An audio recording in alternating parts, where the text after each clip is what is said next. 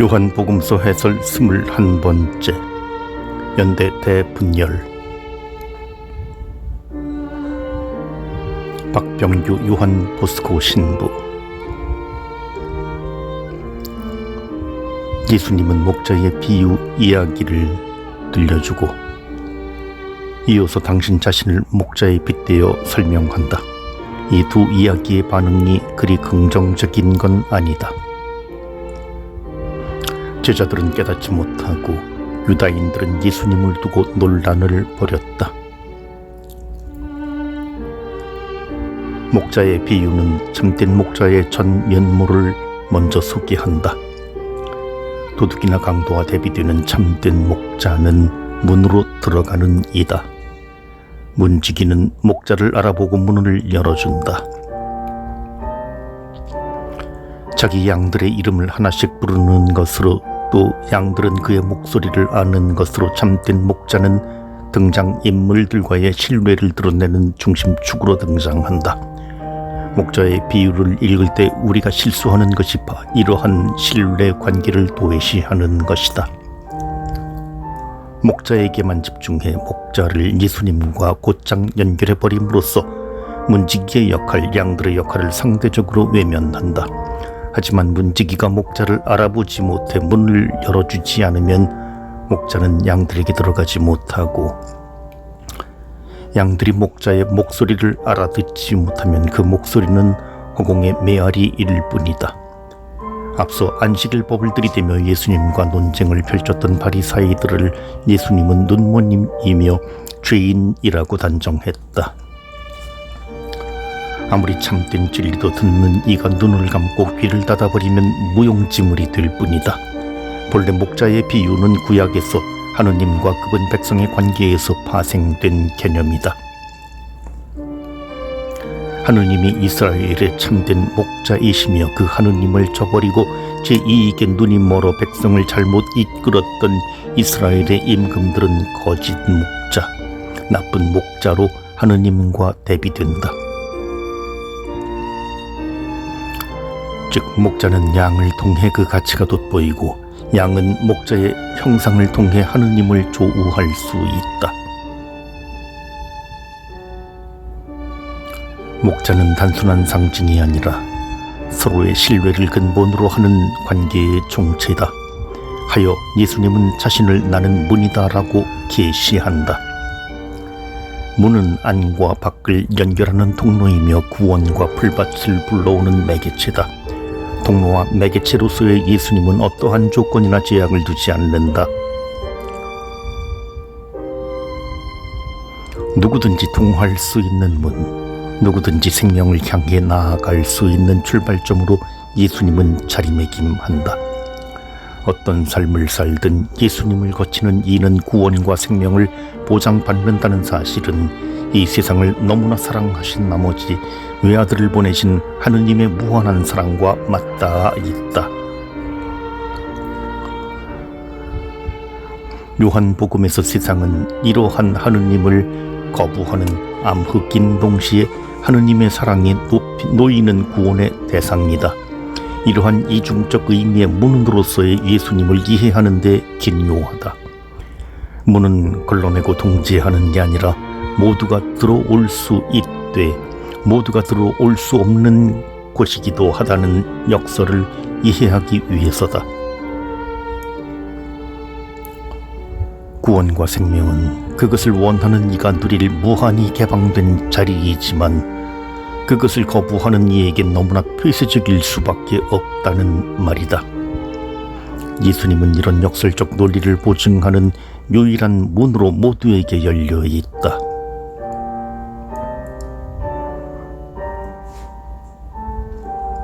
그리하여 예수님은 착한 목자다.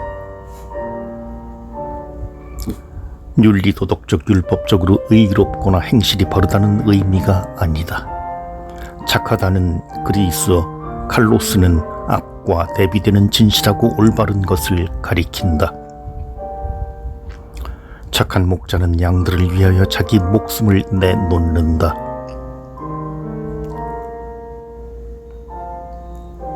여기서 착함은 다시 규정되어야 한다. 착함은 홀로 진실이 돼 진실되고 올바른 것이 아니라 양을 위해 자신을 희생하는 것이고 양들을 알고 양들과 함께 지내는 연대의 가치를 지닌다. 이 착함에 반하는 삭고는 양떼를 흩어버리는 이리를 보고도 달아나며 그로써 양들과의 관계는 소거된다. 착한 목자인 예수님이 보여주는 양들과의 연대는 이 지상 것만도 지금의 것만도 아니다. 목자와 양이 서로 아는 것은 하늘의 아버지와 예수님이 아는 것과 같다는 예수님은 말한다. 예수님이 양들을 알고 그들을 위해 목숨을 바치는 것은 하늘의 아버지께서 예수님으로서 우리 신앙인들 틈 안에서 죽어가는 것과 같은 이치다. 그리고 그 죽음은 우리 울타리 한개 지어진 틀 안에서 기념되고 기억되어서는 안 된다. 예수님은 우리 안에 없는 양들, 아직 그를 모르고 그를 몰라서 하늘의 아버지도 모르는 익명의 그리스도인들에게도 구원의 길을 열어놓는다. 예수님은 그렇게 땅이 하나 되고 그 땅이 하늘과 하나 되는 연대의 길을 당신 십자가의 순간까지 지속해서 만들어 갈 것이다. 예수님의 십자가는 물론 육체적 생명의 끝이다. 그럼에도 그 끝은 또 다른 시작이다. 하느님 아버지와 아들 예수님의 사랑의 시작이고 새로운 생명의 시작이다. 이 시작은 예수님의 전적인 자유로 가능하고 그 자유가 절대적으로 당신의 뜻이라 여기는 아버지 하느님의 배려로 가능하다. 예수님과 하느님은 이 자유 안에 한 분 하느님으로 조우한다. 문으로서 목자로서 예수님에겐 오직 하나의 목표가 있을 뿐이다. 그 목표는 요한복음의 목표이기도 하다. 이 세상이 암흑일지라도 인간으로 오신 하느님을 믿고 따르는 것이다. 이 믿음의 길에 장애가 되는 것은 서로가 서로를 보지 못하고 갈라 세우는 데에 익숙해져 버린 마음의 편협함이다.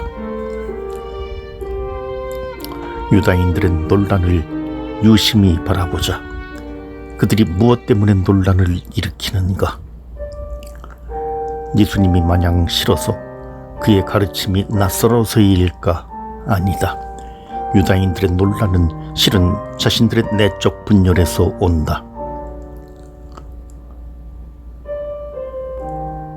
마귀가 들렸다며 예수님을 거부하는 듯하지만 그들의 눈에 펼쳐진 수많은 표징, 특히 눈먼 이들의 눈을 뜨게 한 것은 마귀의 힘이 아니라 하느님의 힘에서 온다는 걸 그들이 알기 때문이다.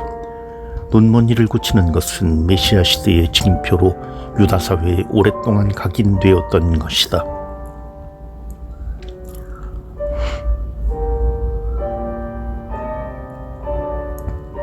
가끔 이런 생각이 든다. 신앙이라는 게 별건가? 다투지 않고 갈라세우지 않고 조금씩 양보하며 서로를 보듬는 게 신앙이 아닌가? 사실 그게 힘들다. 옳고 그름이 명백히 나 안에 자리 잡고 있고 그 옳고 그름이 객관적이지 않음에도 참으로 객관적이고 합리적이라고 생각하는 게 우리를 힘들게 한다. 요한복음 해설 22번째 떠남. 예수님은 하느님으로 일하고 가르치는데 유다인들은 그런 예수님의 자리에 함께 하지 않는다. 삶의 자리가 서로 다른 까닭에 예수님의 말에 유다인들은 객관적일 수 없고 저들의 존재 가치를 거칠게 드러낼 뿐이다. 예수님은 유다인들의 존재 가치를 대변하는 성전 안 솔로몬 주랑을 거닐고 있다. 말하자면 예수님은 적진 깊숙한 곳에 가 있는 셈이다. 때는 성전 봉헌 축제 기간이었다. 흔히 하누카로 불리는 이 축제는 기원전 165년 유다 마카베오와 그의 형제들의 호위 아래 새롭게 성전을 봉헌한 것을 기념하여 보통 12월경 8해 동안 지내는 축제이다. 셀루쿠스 왕조의 안티오코스 4세 에피파네스의 박해에서 벗어나 그리스 신상들로 더럽혀진 예루살렘 성전을 다시 하느님께 봉헌한 날을 기념하는 축제이다. 과거의 역사를 축제로 더듬는다는 것, 그 역사의 의미를 오늘에 되살리기 위함이다. 성전 봉헌 축제는 하느님의 자리를 되돌려드리는 역사적 의미를 지닌다. 되새김의 시간과 장소에서 예수님은 유다인들과 자신의 메시아성에 대해 논쟁을 벌인다. 물론 새로운 봉헌의 시간과 자리에서 유다인들은 새롭게 메시아로 파견된 예수님을 알아보지 못한다. 아니, 믿지 못한다. 예수님은 하느님의 일을 위해 세상에 왔고 유다인들은 예수님의 일을 두고 하느님의 일이 아니라 한다. 어쩌면 이 일의 문제는 부수적이다. 유다인들이 알고 싶은 건 예수님의 행위가 아니라 예수님의 존재다. 당신은 언제까지 우리 속을 태울 작정이오? 당신이 메시아라면 분명히 말해주시오. 예수님이 줄곧 보여준 표징은 예수님이 누구인지를 말했고 그 말을 받아들이는 이들은 믿게 되었다. 유다인들은 표징을 보면서도 믿지 못했다. 이유인즉 예수님의 양이 아니기 때문이다. 양의 가치는 따름에 있다. 예수님을 따르는 건 예수님 안에서 머물기 위함인데 손이라는 형상으로 구체화된다. 예수님의 손 안에 머무는 것이 양의 존재 가치다. 그리고 예수님의 손은 아버지의 손과 하나다. 양 예수님 아버지가 손이라는 형상 안에 일치한다. 믿음이란 그 손 안에 들어가 있느냐 아니냐의 문제다.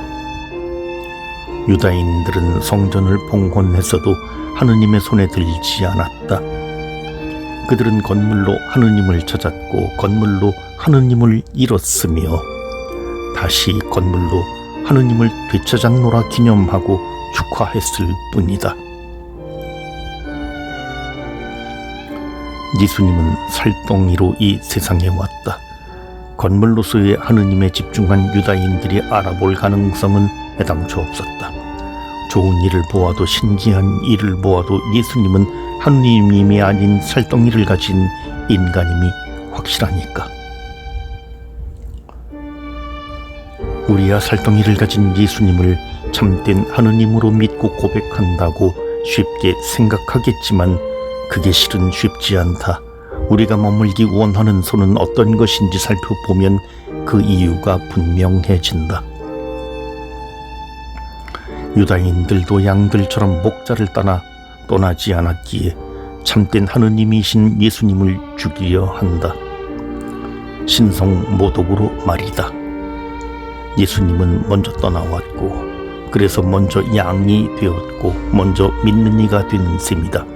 아버지와 하나라는 예수님은 아버지로부터 떠나왔으나 그 떠남이 그를 하느님의 외아들, 지독히도 하느님이 사랑하는 소중한 아들로 인지할 가능성을 열어주었다. 예수님은 자신의 정당성을 위해 다시 한번 떠난다. 유다인들이 좋아하고 숭상하는 율법의 세계로 떠난다. 시편 82장 6절을 인용하면서 예수님은 모든 이의 신성에 관해 이야기한다. 요컨대 믿는 이는 신적인 권위를 지닌다고 하느님 그분이 증명하셨다는 것이다. 내가 이르건대 너희는 신이며 모두 지극히 높으신 분의 아들이다. 예수님이 율법을 인용하는 것은 유다인과 대립하기 위해서가 아니다. 유다인이든 그 누구든 하느님의 말씀을 받아들이는 이들이라면 신이 되고 신의 아들이 될 수 있다는 가능성을 일깨우기 위함이다. 그 가능성 안에서 예수님은 유다인과 하나 될 또 다른 가능성을 지향한다. 빛이 어두움을 뚫어내어 빛의 독보적 존재 가치를 뽐내고자 하는 게 예수님의 의도가 아니다. 빛이 어둠을 제거하는 게 아니라 어둠이 빛을 품어 안길 바라는 게 예수님이 이 세상에 온 이유이다. 예수님은 끝까지 유다인들과 하느님의 자리에서 하나 되길 원하신다. 나를 믿지 않더라도 그 일들은 믿어라. 이 일들은 아버지와 아들이 하나의 자리에 함께 머무르는 것을 증거하는 표징이다. 유다인들이 그 자리에 오고 안 오고는 전적으로 그들의 자유다. 안타깝게도 유다인들의 선택은 예수님을 배척하는 것이다. 예수님은 그들의 손에 머물지 않으셨고, 그래서 예수님과 유다인들은 여전히 찢어지고 갈라지며 반목한다. 예수님은 떠남으로 머물렀다. 하느님과 하나 되기 위해 떠났고 그것으로 하느님의 자리에서 하느님으로 살아계신다. 우리가 우리이기 위해, 내가 나이기 위해 난 어디로 떠나 진정한 나를 찾을 것인가. 복음 읽기는 그래서 늘 숙제로 남는다.